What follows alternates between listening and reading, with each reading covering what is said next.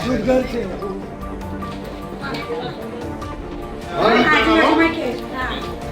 વહેલા સવારે વોટ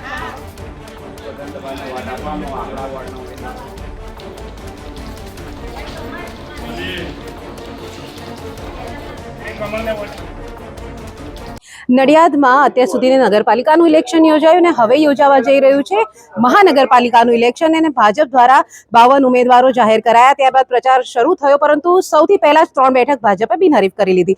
અત્યારે ભાજપ દ્વારા પૂરજોશમાં ચૂંટણી પ્રચાર થઈ રહ્યો છે અને અત્યારે આપણે વોર્ડ નંબર 13 માં આવ્યા છે, જ્યાં આગળ વાણિયાવળ વિસ્તારમાં ભાજપના જે 4 ઉમેદવારો છે તેમના દ્વારા પ્રચાર જે છે પૂરજોશમાં થઈ રહ્યો છે. આપણે જે ઉમેદવારો છે આપણે એમની સાથે વાત કરીશું કે પ્રચારની ચૂંટણીની તૈયારી કેવી છે અને પ્રચાર કેવો ચાલી રહ્યો છે. આપણી સાથે સૌપ્રથમ તો ઈશિતભાઈ જોડાયા છે. તમે સરપંચ તરીકે પણ સેવા આપી ચૂક્યા છો, સરપંચની ચૂંટણી પણ લડી ચૂક્યા છો. સરપંચની ચૂંટણી અને મહાનગરપાલિકાની ચૂંટણીમાં કોઈ તફાવત લાગે છે તમને?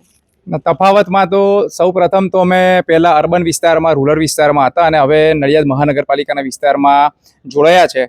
તો 2026ની જે સામાન્ય ચૂંટણી છે અને આ ચૂંટણીના મહોત્સવમાં એક ઉત્સવ તરીકે દરેકને હું નમ્ર વિનંતી કરું છું કે વોર્ડ નંબર 13ના દરેક મતદારને કે કમળના બટનને નિશાન દબાવી અમારા 4 ઉમેદવારોને ભવ્ય મતથી જીતાડે. અત્યારે તમે બધા મતદાતાઓ સુધીને જાઓ છો, લોકોનો પ્રતિસાદ કેવો મળી રહ્યો છે તમને? બધા સોસાયટીમાં અમે ફરીએ છીએ, અમે ઉત્તરસંડા ગામના વિસ્તારમાં ફરીએ છીએ. બધા જ સરકારના જે વિકાસના કામો છે બધાને દેખાય છે અને ઘણા બધા પ્રોજેક્ટો નડિયાદ મહાનગરપાલિકાના વિસ્તારમાં હજી પાઇપલાઇનમાં છે. આમ જોવા જઈએ તો પાણીના નિકાલની વ્યવસ્થાના પ્રોજેક્ટો, ચોખ્ખા પાણી ઘરે ઘરે મળી રહે એની વ્યવસ્થા, રોડ રસ્તા, સુગર ગટરની વ્યવસ્થા, સ્ટ્રીટ લાઇટની વ્યવસ્થા, ઘણા બધા પ્રોજેક્ટો ઓલરેડી થઈ ચૂક્યા છે અને બીજા બધા પાઇપલાઇનમાં છે. તો નડિયાદ નગરજનોને અને અમારા વોર્ડના મત વિસ્તારના જે મતદારો છે એમને હું સુનિશ્ચિત કરું છું કે ભવિષ્યમાં વિકાસના સરકારના કામો થવાના છે અને જે બાકી રહેલા કામો છે અમે પ્રજાજનો સુધી પહોંચાડીશું. ચોક્કસથી વિકાસના કામો થઈ રહ્યા છે. આપણી સાથે અન્ય જે મહિલા ઉમેદવારો છે આપણે એ પણ જોડાય છે. કિન્નરીબેન જે છે પ્રમુખ પણ રહી ચૂક્યા છે નગરપાલિકા હતી ત્યારે. અત્યારે વોર્ડ નંબર 13માં ફરી ભાજપે એમના પર વિશ્વાસ મૂક્યો છે, એમને ફરી ટિકિટ આપી છે. શું કહેશો, ફરી વખત તમે આ વિસ્તારમાં મત માંગવા માટે આવ્યા છો, લોકોનો પ્રતિસાદ કેવો મળી રહ્યો છે? સૌનો સાથ, સૌના વિકાસ સાથે આજે અમારા બધી ટીમ 13 નંબરના વોર્ડમાં અમે સોસાયટીએ ફરી રહ્યા છે. સૌનો એટલો બધો સહકાર મળ્યો છે અમને અને સરકારના ઘણા બધા એવા કામ અહીંયા થઈ ચૂક્યા છે અને નવા કામ અને નવા પ્રોજેક્ટો પણ આવી રહ્યા છે. તો વિસ્તાર વાઇઝ એમને માહિતી પણ આપીએ છીએ અને એમનો સાથ અમને ખૂબ સારો મળ્યો છે. કોઈ એવી કામગીરી છે કે જ્યાં મતદાતાઓ એવું કહેતા હોય કે આ કામ કિન્નરીબેન હજી નથી થયું તો તમે ફરી કરી લેજો ચૂંટાઈને આવશો? ચોક્કસપણે જે સમસ્યા હશે, જે પણ નહીં, એ પણ અમે આગળ જ્યારે પણ અમે જીતીને આવીશું તો ચોક્કસપણે અમે સમસ્યાનો ચોક્કસપણે નિકાલ કરીશું. ચોક્કસથી મતદાતાઓમાં પણ ઉત્સાહ છે અને જે ઉમેદવારો છે એમના પણ ઉત્સાહ જોવા મળી રહ્યો છે. હિરેનભાઈ જે છે તે પણ ઉમેદવાર છે ભાજપના, આપણે એમની સાથે વાત કરીશું. હિરેનભાઈ, કેવો માહોલ લાગી રહ્યો છે અત્યારે મતદાતાઓ? ખૂબ જ સરસ માહોલ છે અને ભારતીય જનતા પાર્ટીમાં અત્યારે પહેલી મહાનગરપાલિકા જે બની એમાં અમે 4 ઉમેદવારો સાથે નીકળીએ છીએ. ઉત્સાહનો માહોલ એટલા માટે છે કે અમારા ધારાસભ્ય શ્રી પંકજભાઈ દેસાઈ દ્વારા નડિયાદમાં અને વોર્ડ નંબર 13માં, આખા નડિયાદને વોર્ડ નંબર 13માં ખૂબ જ સારા કામ થયા છે અને જે નાના મોટા કામ બાકી છે તે પણ અમે જ પૂરું કરીશું. અમે 4 ભેગા થઈને સાહેબ દ્વારા જ અમે પૂરું કરવાના છે અને એમને અમે પૂરેપૂરી બાંહેધરી આપી છે અને સોસાયટીઓને પરા વિસ્તાર તરફથી અમને ખૂબ જ સરસ મળી રહ્યો છે. દાવલિયાપુરા હોય, ઉત્તરસંડા ગામ છે, ચકલાસી ભાગોર છે, સોસાયટીના ઘણા મોટા વિસ્તારો છે, એ બધા જ તરફથી અમને ફૂલ રિસ્પોન્સ મળી રહ્યો છે અને અમે એમનો પણ ખૂબ ખૂબ આભાર માનીએ છીએ કે અમને લોકોને બોલાવીને સારી રીતે વોટ આપવાનું પૂરેપૂરી બાંહેધરી અમને આપે છે અને પેનલને જીતાડવાની બાંહેધરી એ લોકોએ આપી છે.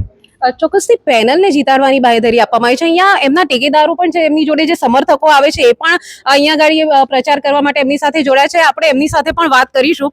શું કહેશો, તમે અત્યારે ઉમેદવારોની સાથે જઈ રહ્યા છો પ્રચાર કરવા માટે, કેવું લાગે છે?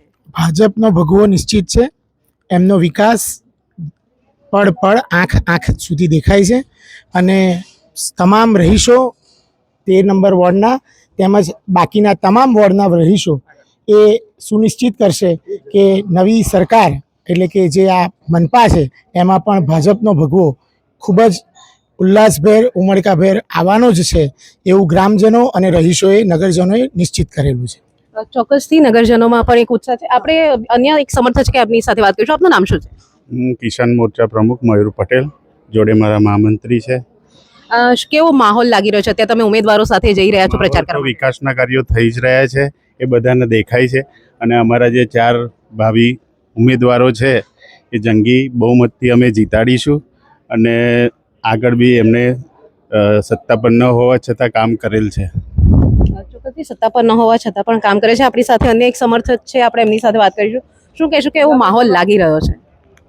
વોર્ડ નંબર 13 અને સમગ્ર નડિયાદ મહાનગરપાલિકામાં માન્ય નરેન્દ્ર મોદી સાહેબે દરેકના હૃદયમાં ભગવાન શ્રી રામનો સામ્રાજ્ય સ્થાપવાની જે લાગણી ઊભી કરી છે એ બહુ દ્રઢ થઈ ગઈ છે.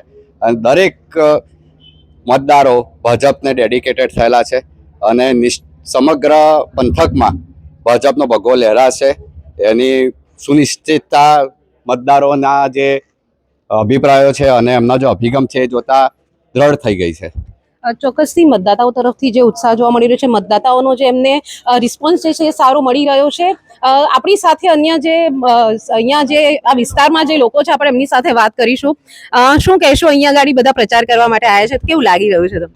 પ્રચાર કરવા સારો પ્રચાર કરે છે અને ઉમેદવાર બી સારા છે, કામ કરે એવા છે, એટલે બીજેપીની પેનલ જરૂર ચૂંટાશે. સારા તમારા વિસ્તારમાં કામ થયા છે? બી કામ કર્યા છે, સારા કામ કર્યા છે અને રિસ્પોન્સ સારો છે એમનો, અને પબ્લિકનો પણ રિસ્પોન્સ સારો છે કે બીજેપીને વોટ આપે. ચોક્કસથી વિસ્તારમાં ફરી રહ્યા છે, મતદાતાઓ તરફથી સારો એવો રિસ્પોન્સ મળી રહ્યો છે, કારણ કે વિસ્તારમાં કામ થયા છે. અત્યારે જ્યારે ભાજપના જે 4 વોર્ડ નંબર 13ના ઉમેદવારો જ્યારે પ્રચાર કરવા માટે નીકળે છે ત્યારે તેમનું કામ બોલે છે, અને આ કામના લીધે જ મતદારોમાં પણ છે એમને ઉત્સાહ જોવા મળી રહ્યો છે. અત્યારે ઘરે ઘરે જે છે ડોર ટુ ડોર પ્રચાર કરવામાં આવી રહ્યો છે. વોર્ડ નંબર 13ના જે તમામ 4 ઉમેદવાર છે, સોનલબેન છે, ઈશિતભાઈ છે, હિરેનભાઈ છે, કિન્નરીબેન, તેમના 4 ઉમેદવાર દ્વારા અત્યારે ડોર ટુ ડોર પછી બધા ઉમેદવારો પ્રચાર કરવા માટે આવ્યા છે. કેવો વિકાસ થયો છે તમારા વોર્ડમાં? સૌપ્રથમ તું એમ કહીશ કે વોર્ડ નંબર પહેલા 13નો રહેવાસી હતો, અત્યારે વોર્ડ નંબર 7માં મારો વોર્ડ ટ્રાન્સફર થયો છે. અને વોર્ડ નંબર 13 માટે હું એટલા માટે બહાર નીકળ્યો છું કેમ કે વોર્ડ નંબર 13 પહેલા મારી કાર્યભૂમિ ત્યાં આગળ વર્ષોથી હું ત્યાં આગળ જ કરતો હતો. એક સમય એવો હતો કે અમે આગળ બદલાવના ચહેરા તરીકે એક આઝાદને અમે લીધેલો હતો, અને એ માત્ર 6,500 વોટથી હાર્યા હતા. અને એના પછી એમણે જે ગોદડી પકડી છે અને જે પાછા ગયા છે એ કોઈની સામું જોવા નથી આવ્યા. અને આજે એ વિશેષ વ્યક્તિ વિશેષ માટે હું કહું છું કે એ વ્યક્તિએ જે એના પછી બિલકુલ જનતાને ચહેરો નથી બતાવ્યો, માત્ર વોટ લેવા બહાર આવે છે. હવે એને હરાવવો એ પ્રજાનો એક ધર્મ થઈ ગયો છે, અને દરેકની જવાબદારી છે કે એને ઘરે બેસાડવો જ પડે. તમારા વિસ્તારમાં વિકાસના કામો કેવા થયા? અમારા વિસ્તાર તો આખા શહેરમાં પ્રચલિત છે વિકાસ માટે, કે અમારે દરેક જાતની વસ્તુ અહીંયા આગળ છે જ. અમારે ગાર્ડનો છે, બાગ છે વોર્ડ નંબર 13માં, હવે તો બંને થઈ ગયા વોર્ડ નંબર 13માં. રોડ રસ્તા સારા છે, લાઇટોનો કોઈ પ્રશ્ન નથી. અને જે ભૂતકાળમાં જે બી કાઉન્સિલરો હતા અને અત્યારે જે બી મેન્ડેટ આપવામાં આવ્યા છે એમાં દરેક, જેમ કે ભટ્ટાભાઈ 15 વર્ષથી આગળ કાર્યરત છે, એ કાઉન્સિલર નહોતા છતાં બી 15 વર્ષથી આગળ કામ કરી રહ્યા છે. આ મનહરભાઈ છે, એ મનહરભાઈ બી એટલે સોનલબેન, એ બી છેલ્લા 15 વર્ષથી કાર્યરત છે, એ અલગ અલગ રીતના એમની સેવા આપી રહ્યા છે.